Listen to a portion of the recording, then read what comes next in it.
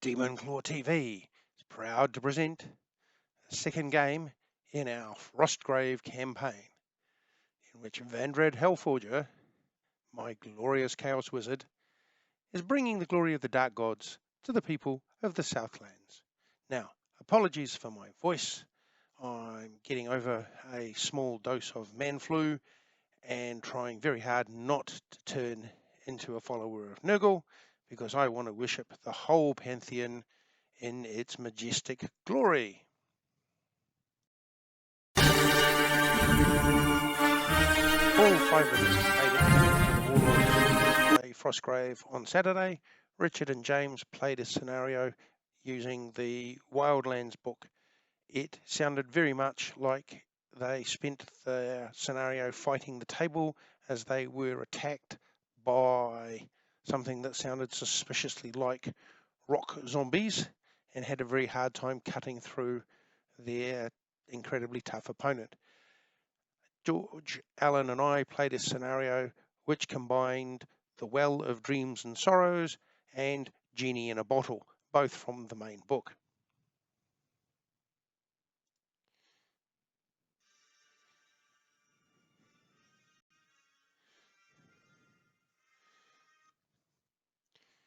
There's Vandred leading his team in some pre-battle celebrations. All the fun you can do with grok.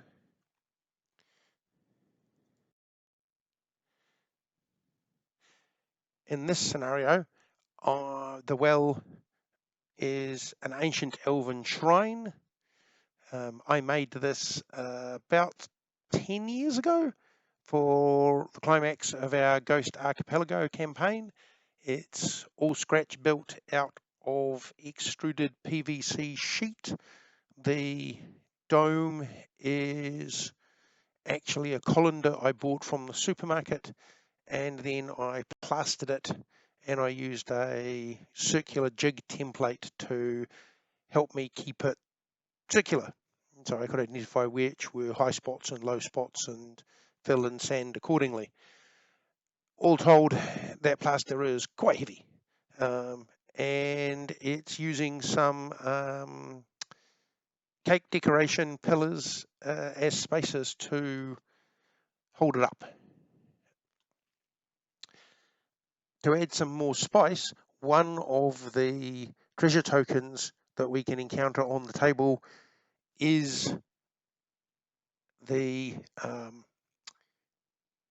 containment point, or the sacred vessel that's holding it, of a greater demon. For each person that opens a treasure, rolls a dice, and on a 15 plus, it's the demon. If it otherwise, it's the last treasure to be opened.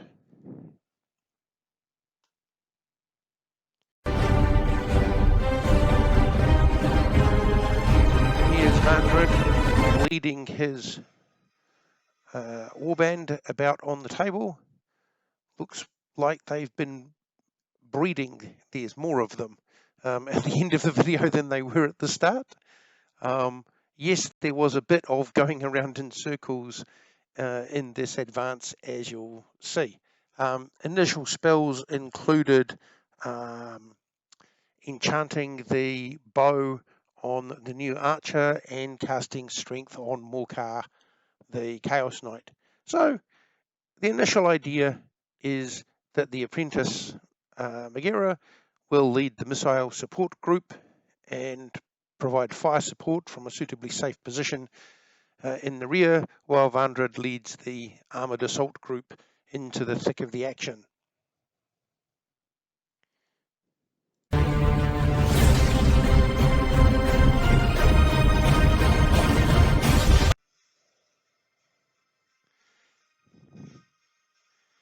Here are George's suitably treacherous Skaven. George had a couple of constructs incapacitated in the last game, and they were still in the repair shop. So he's only running one large construct and one small construct, and a horde of expendable Skaven thugs who can be sacrificed for the greater good, usually of their wizard.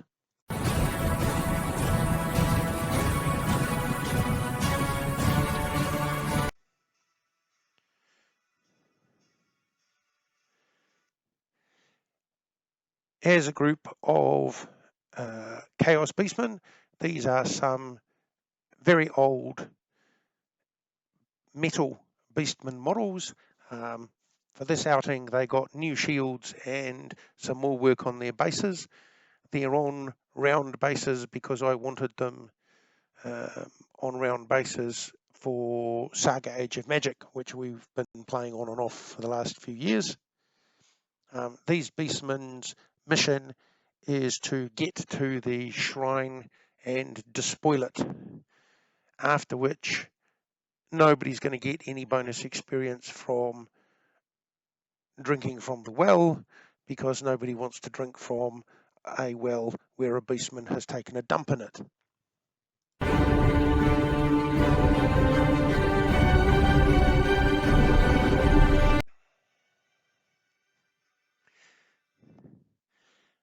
There's Alan's thaumaturgy warband. I'm less convinced he's a thaumaturge. They're actually witch hunters, and at the moment they're doing a passing impression of 50 Shades of Grey while they get to the top of Owl's painting queue. As you'll see, I actually think he's an illusionist who's pretending to be a thaumaturge and actually specialising in transpose. So I picked up the first treasure. It wasn't the demon, yay, but it did attract a monster. A bear wandered into the battlefield near Alan's team. Alan decided he didn't want to deal with that, so he transposed the bear with one of the beastmen. So it means he did get one beastman to deal with, but the beastman got a bear to deal with, which was going to distract them. Because both sides are uncontrolled creatures, they don't resist being transposed in the way that warband members might. So this immediately created a combat situation for the beastmen.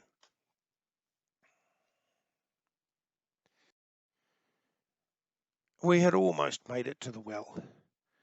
Magira fumbled while casting Leap on Vandred. When you do that, it scatters the person who's the target of the spell in a random direction, and they take 3 points of damage due to the bumpy landing. Unfortunately, well, it could have been worse, I guess. It sent Vandred right back to the edge, about as far away from the well as possible. And then, he got smacked on the ground. So not very happy. Looked over at his apprentice. Oops, sorry, my bad. There was an ice spider which had been attracted by somebody, rustling the dinner bell, or the animal pet treat bag, also known as opening treasure. And it would have attacked Vandred, but Kordar, one of the men-at-arms, performed superbly and protecting his wizard, killing the ice spider by slicing it apart with one blow from his axe in mid-leap. Take that, you foul, icky creature. I'll take the 5 XP your hide is worth. The beastmen are closing on the fountain. George's Skaven are engaging them with spells and missiles as a first wave, while their fighters are preparing for the final assault. George is doing much better than I was with his magic rolls this game. He must have the recipe for Warpstone Snuff sorted out. I don't know that George failed to cast anything this game.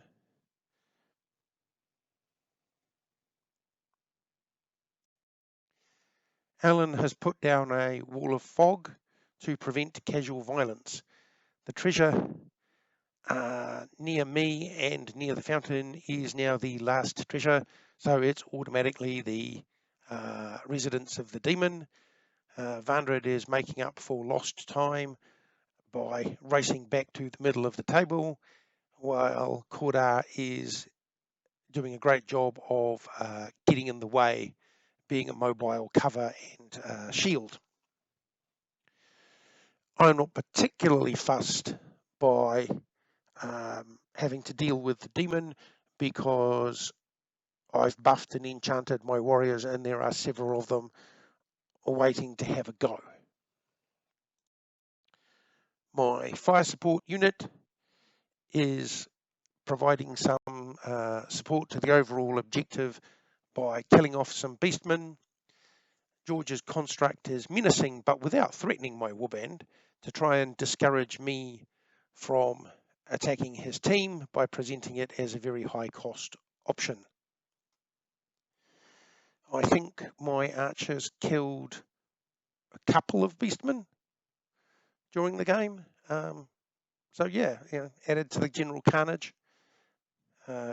In good news, the beastmen didn't make it to the fountain and therefore it didn't get despoiled other than having George's rat wizard lick at it for a bit.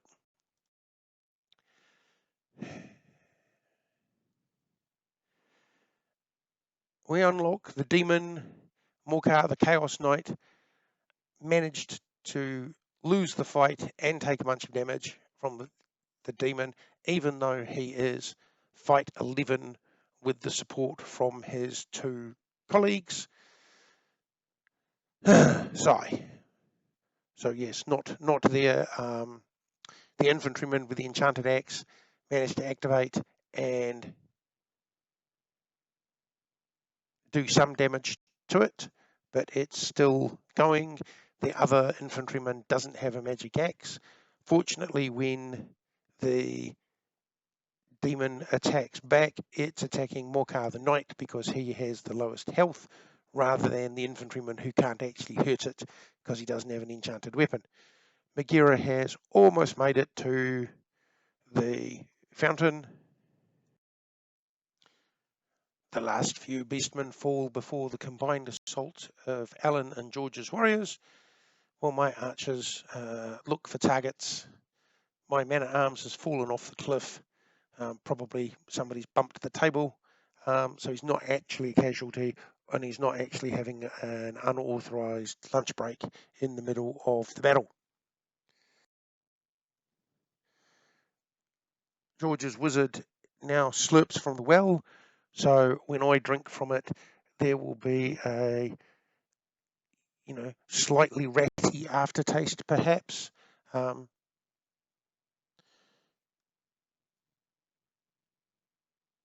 yes, that's the last of the beastmen now all being devoured by George's team. These beastmen weren't quite as powerful as the troll slayers in the previous game. Kazak fells the demon with a sweep of his enchanted axe, thus banishing the demon. Vandred makes it to the fountain and drinks.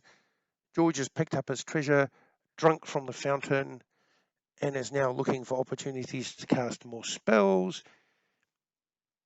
He has basically achieved everything in this scenario, as I think at this point has Alan. And it's at this point I made a critical mistake, or what turned into a critical mistake. I've picked up the treasure with my man-at-arms, the one without the magic weapon or the fight enhancements. I've moved up my warriors to be behind the wall of fog, thus preventing a line of angled or angular chaos metal to Alan's team, kind of warding them off. Megara has just cast a wall of fog of her own, this time with a critical success, which means I got to put down effectively 2 pieces. So there's a very foggy house there.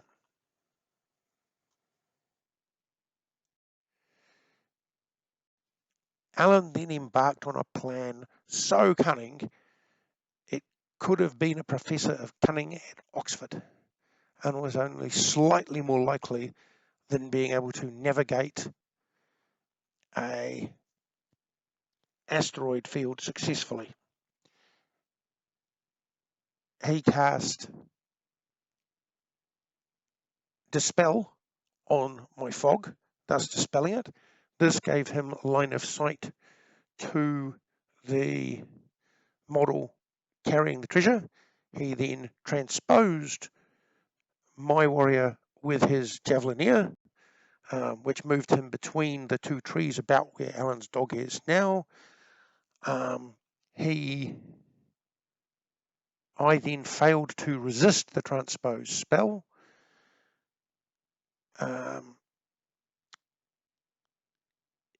Yeah, it's almost like he doesn't want me to get 250 gold from the demon receptacle. His missile troops then managed to shoot my poor infantryman to death, and his vampire hunter moved over and picked up the treasure.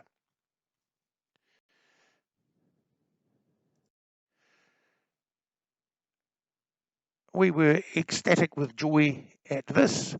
Morcar, the Chaos Knight, burst through the fog but was intercepted by Alan's guard dog. Vandred popped up round the corner and cast lightning bolt at the vampire hunter, taking him down to 2 wounds.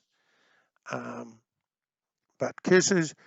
Then the man-at-arms and the infantryman ran through the fog. The infantryman managed to make it to the vampire hunter, while after the man-at-arms had gone through and hacked the dog to bits. However, treachery from the Skaven, I mean, what can you expect? Vandred is taken out by a lightning bolt in the back. You'll keep.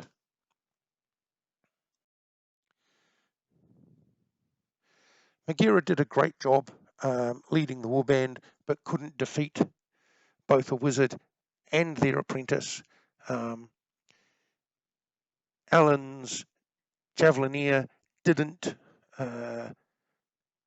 enjoy the experience of being transposed after being pincushioned by my archers. The infantryman made it through to what they thought was the vampire hunter, only to find that the vampire hunter had in fact been transposed with the crossbowman, and the crossbowman promptly got decapitated with a swipe from their axe. At this point, the treasure is right at the, right near the back. I might have been in a position to have leapt a warrior onto Alan's wizard or apprentice, or maybe the person with the treasure, but I wasn't thinking in those terms. I was thinking in terms of running over and whacking them with a magically enchanted axe to the face.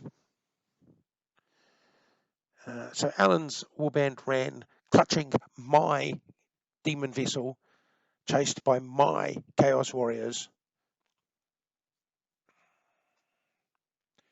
going, "Come back and fight properly, you cowardly inquisitional fiends." Yes. So I was technically what they call left in possession of the field, and realizing that we couldn't capture any more people, I did manage to incapacitate 3 of Alan's warband members, so some blood price was exacted.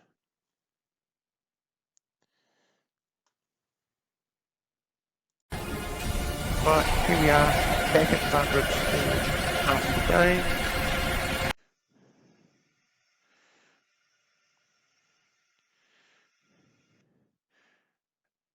This is us trying to convince the demon to get in my anvil, and the demon getting a bit froggy about it, but we got him in there in the end.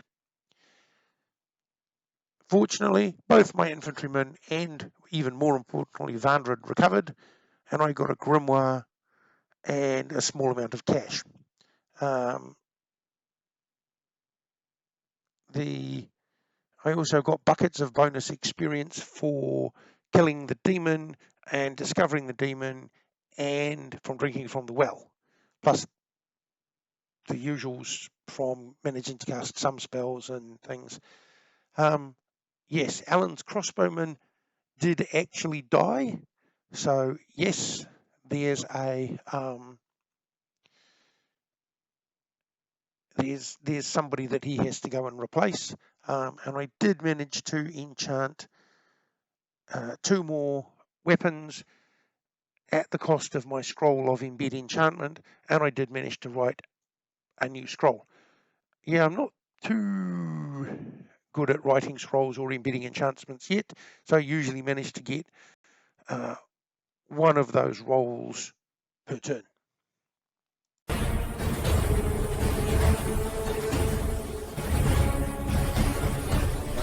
I managed to get one of the 3 models a month from our local Games Workshop store, and here he is, painted up, ready to go. And